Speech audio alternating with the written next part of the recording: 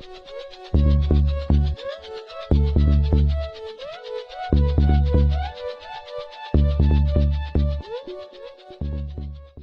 back to Legal Anecdotes. Today, we are going to deal with a very important and controversial topic of Indian legal system, that is conflicts between DPSP and fundamental rights.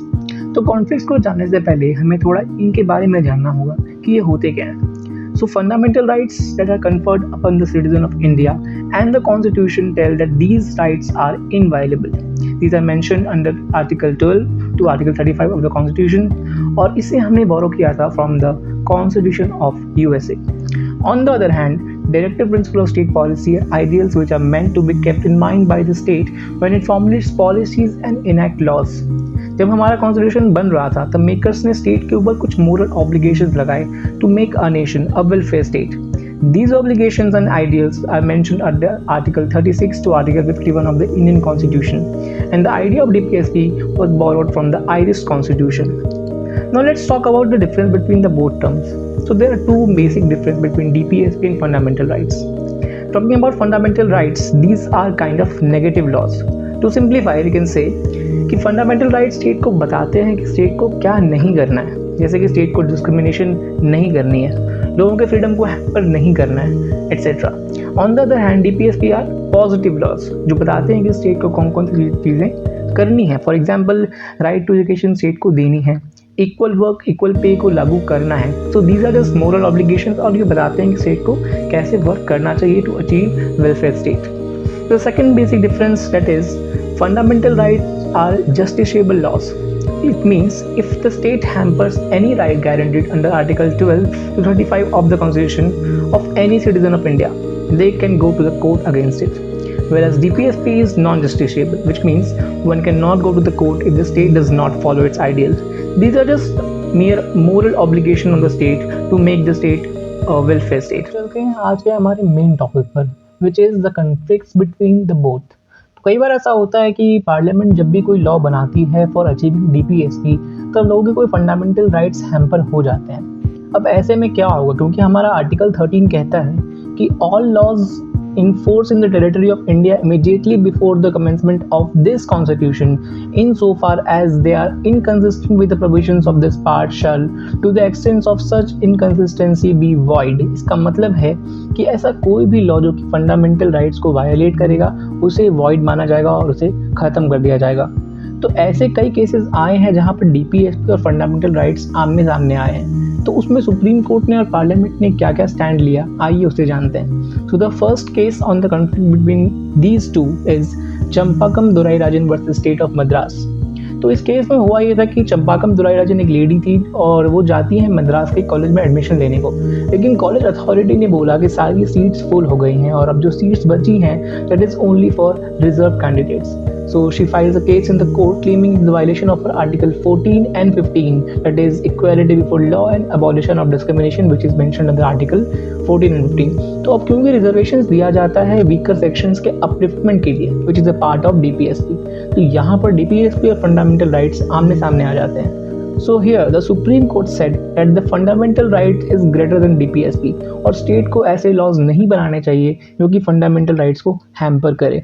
But the parliament took his stand against it and amended the Article 15 and added a clause to it that any law made for DPSP would not be considered as a violation of Article 15. इसका मतलब कोई भी अगर ऐसी law बनती है जो कि DPSP को अचीव करने के लिए बन रही है, फॉर एग्जांपल रिजर्वेशन क्योंकि वीकर सेक्शंस के अपलिफ्टमेंट के लिए बनाई जाती है, तो वीकर सेक्शंस का upliftment which is a part of directive principle of state policy. So ऐसे लॉज जो हैं आर्टिकल 15 का वायलेशन कंसिडर नहीं किए जाएंगे और उसे नल एंड वॉइड डिक्लेयर नहीं किया जा सकता. सो दिस अमेंडमेंट को the state took this amendment and just like reverse the judgment of Supreme Court in the Champakam Dorairajan's case. Second case on the conflict was Golaknath versus State of Punjab case.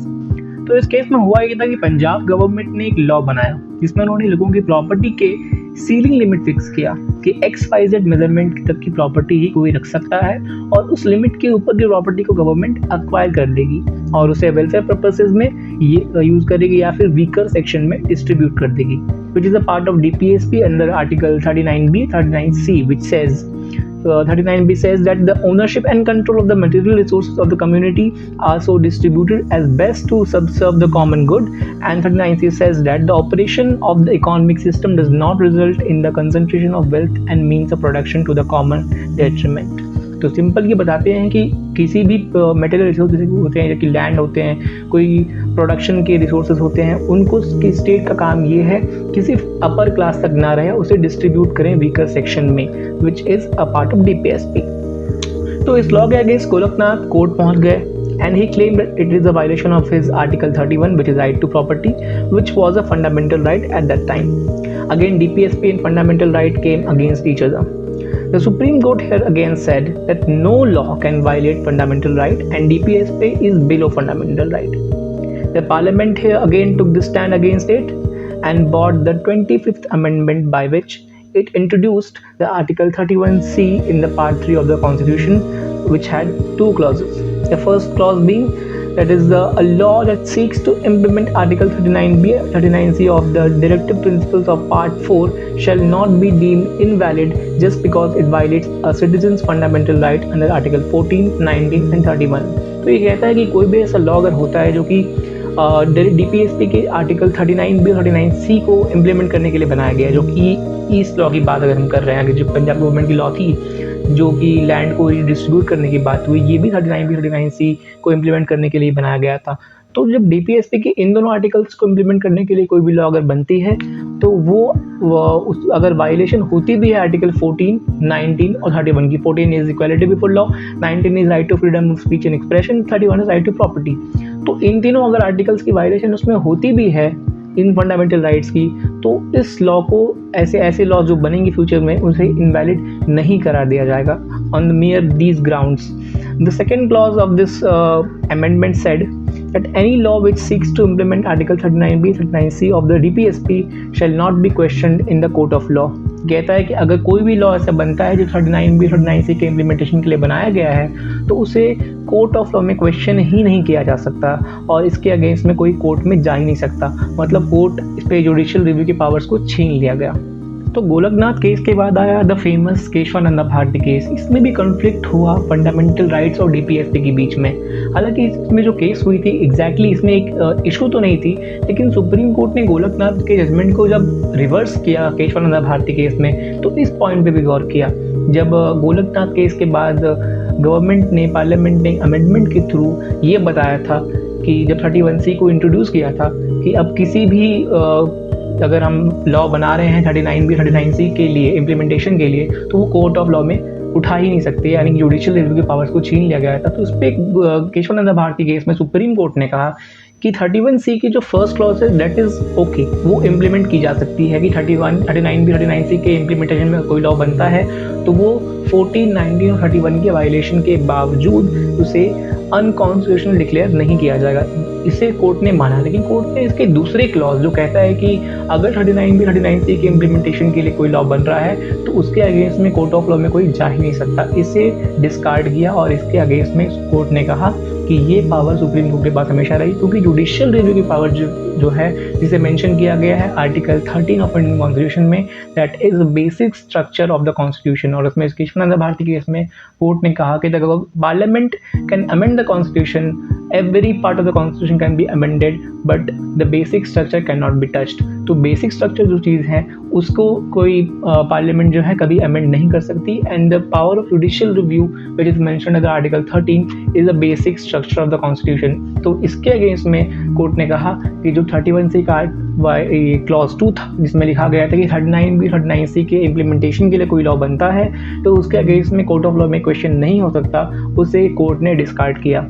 तो इसके against में इंदिरा गांधी ने लाया the 42nd amendment और उसमें उन्होंने कहा कि चलिए आपकी बात तो ठीक है कि आपने कहा कि जुडिशियल रिव्यू के power is the basic structure, तो उससे हम छेड़छाड़ नहीं कर सकते, लेकिन उन्होंने बोला कि हमारे जो 31C का क्लॉज 1A था इसमें उन्होंने कहा था कि कोई भी लॉ जो कि इम्प्लीमेंटेशन के लिए बनाया गया है article 39B 39C of DPSP के लिए, उसमें अगर किसी भी राइट्स फंडामेंटल राइट्स का वायलेशन होता है तो उसे अनकॉन्स्टिट्यूशनल डिक्लेयर नहीं किया जाएगा। तो उसका एम्बिट उन्होंने बड़ा कर दिया, उन्होंने बोला कि सिर्फ 39B 39C नहीं, DPSP के इम्प्लीमेंटेशन के किसी भी लॉज में अगर कोई लॉ बनता है पूरे डीपीएसपी में, राइट फ्रॉम द आर्टिकल 36 और आर्टिकल 51, इन पूरे लॉज में अगर ऐसा लॉ बनता है इनको इम्प्लीमेंट करने के लिए, तो इसके थ्रू अगर किसी फंडामेंटल राइट्स का वायलेशन होता है तो भी उस लॉ को डिस्कार्ड या फिर अनकॉन्स्टिट्यूशनल या नल एंड वॉइड डिक्लेयर नहीं किया जाएगा। उन्होंने इसके एम्बिट को बड़ा कर दिया, जो कि गोलकनाथ केस में कोर्ट ने कहा था कि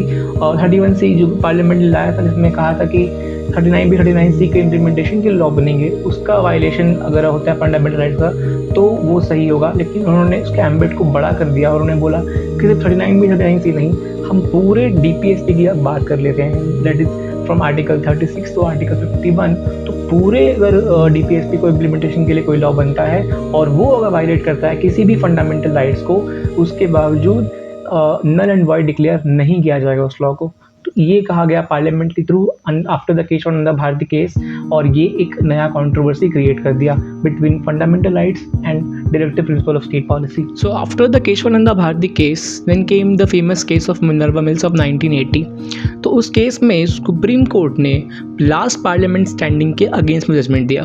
तो what was the last parliament standing, हमने अभी डिस्कस किया। हमने कहा था कि लास्ट पार्लियामेंट स्टैंडिंग में जो 42nd अमेंडमेंट थी उसमें ये बताया गया कि उन्होंने, इंदिरा गांधी ने कहा था कि सिर्फ 39B 39C की बात नहीं, उन्होंने पूरे डीपीएसपी के इम्प्लीमेंटेशन की बात की थी कि अगर कोई लॉ बनता है पूरे डीपीएसपी के इम्प्लीमेंटेशन के ऊपर और वो फंडामेंटल राइट्स का वायलेशन अगर करता है तो इस ग्राउंड पर उसे नल एंड वॉइड डिक्लेयर नहीं किया जाएगा। तो इसके अगेंस्ट मिनर्वा मिल्स केस में कोर्ट ने कहा कि पूरे डीपीएसपी नहीं, only article 39B and 39C, यानी कि इन दोनों आर्टिकल्स के इम्प्लीमेंटेशन के लिए अगर कोई लॉ बनाया जाता है और वो वायलेट करता है फंडामेंटल राइट्स को, तो उसे नल एंड वॉइड डिक्लेयर नहीं किया जाएगा इस ग्राउंड पर। उन्होंने इतनी सी छूट दी सरकार को और कहा कि आप पूरे डीपीएसपी की बात मत करिए, आप सिर्फ इन दोनों आर्टिकल्स की बात करिए, that is article 39B and article 39C। और ये ज़रूरी भी था क्योंकि 39B 39C वेलफेयर की बात करता है, वो प्रॉपर्टी और मीन्स ऑफ प्रोडक्शन और रिसोर्सेज के डिस्ट्रीब्यूशन की बात करता है। तो ये आम जनता यानी कॉमन पीपल के वेलफेयर की बात है। तो अगर इसके इम्प्लीमेंटेशन के लॉ बन रहा है और वो किसी के राइट्स को, फंडामेंटल राइट्स को वायलेट कर रहा है और इस पर बार बार क्वेश्चन हुआ, तो गवर्नमेंट सही से काम नहीं कर पाएगी और वेलफेयर स्टेट नहीं बन पाएगा। तो कोर्ट ने इसे समझा और in the Minerva Mills case court ने इतनी छूट दी सरकार को कि आप अगर कोई लॉ बनाते हो 39B और 39C की इम्प्लीमेंटेशन के लिए और अगर वो वायलेट करता है फंडामेंटल राइट्स को, तो इस ग्राउंड पर उस लॉ को अनकॉन्स्टिट्यूशनल या फिर नल एंड वॉइड डिक्लेयर नहीं किया जाएगा। तो कोर्ट ने यहाँ पे ये कहा। तो ये थी बात अब तक के कॉन्फ्लिक्ट्स की, starting from the Champakam Dorairajan case, फिर गोलकनाथ केस आया, then came the Kesavananda Bharati case and last the Minerva Mills case. तो इन चारों केसेस में जो बात हुई, अलग अलग तरह के कन्फ्लिक्ट्स हुए, टाइम टू टाइम यहाँ पे कोर्ट ने स्टैंडिंग कुछ और दी, पार्लियामेंट ने उसके अगेंस्ट में काम किया और ये कन्फ्लिक्ट चलते आए। लेकिन प्रेजेंट सिचुएशन क्या है? तो प्रेजेंट सिचुएशन हमारा मिनर्वा मिल्स केस के बाद कोई ऐसा इंपॉर्टेंट केस इसके ऊपर नहीं आया, तो अभी इसी को फॉलो किया जा रहा है। फ्यूचर में कोर्ट कुछ और स्टैंडिंग दे सकती है, पार्लियामेंट कोई और स्टेप ले सकती है, पर प्रेजेंट में केस ये है कि अभी भी मिनर्वा मिल्स केस के जजमेंट को ही माना जा रहा है कि आर्टिकल 39B और 39C के इम्प्लीमेंटेशन के अगर कोई लॉ बनता है डीपीएसपी के, तो और अगर वो फंडामेंटल राइट्स को वायलेट भी करता है तो उस ग्राउंड पर उस लॉ को अनकॉन्स्टिट्यूशनल डिक्लेयर नहीं किया जाएगा। अदरवाइज इसके अलावा फंडामेंटल राइट्स हमेशा डायरेक्टिव प्रिंसिपल्स के ऊपर कंसिडर किया जाएगा। इसका मतलब अगर 39B 39C को हटा दिया जाए और उसके अलावा कोई लॉ बनता है डीपीएसपी के लिए और वो फंडामेंटल राइट्स का वायलेशन करता है, तो उसे नल एंड वॉइड डिक्लेयर किया जाएगा, because fundamental rights is always above in the directive principle of state policy. तो इतना कहा था सुप्रीम कोर्ट ने in the Minerva Mills case, और यही अभी प्रेजेंट स्टैंडिंग भी चल रही है until the any other case comes and supreme court में कोई और जजमेंट दे या पार्लियामेंट कोई और लॉ बनाए, कोई अमेंडमेंट करे। तो अब तक तो यही चला आ रहा है। So that is all about the conflict between fundamental rights and directive principle of state policy. Hope you like the video. If you like it, please subscribe to the channel, comment down your reviews.